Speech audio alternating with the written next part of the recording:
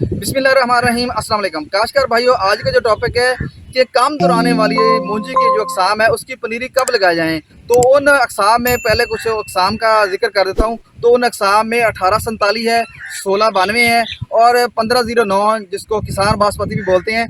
तो ये जो तीन वैरायटियाँ हैं ये कम दुरानियों वाली फसल है, यानी ये 90 दिन में पककर तैयार हो जाती है। और 1692 और जो 1847 है ये तो 80 से 85 दिन के अंदर भी पककर तैयार हो जाती है। तो इसकी पनीरी को लगाने का जो बेहतरीन वक़्त है, यानी अच्छी पैदावार लेने के लिए आप जो जून का आखिरी हफ्ता है उसमें इसको शुरू करें और जुलाई की 5-6 तारीख तक अगर इस पनीरी को काश्त कर लें तो ये एक बेहतरीन टाइम होता है।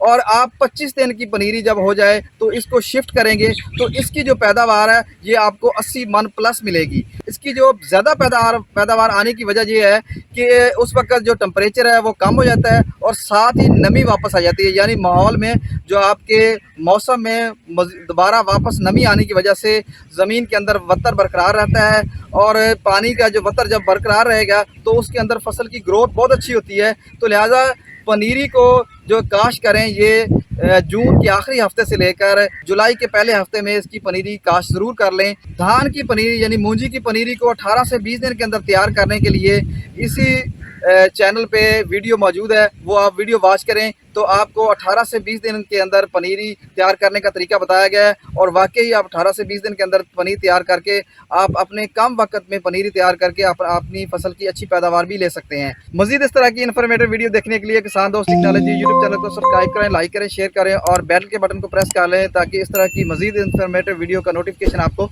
बर वक्त मिल सके।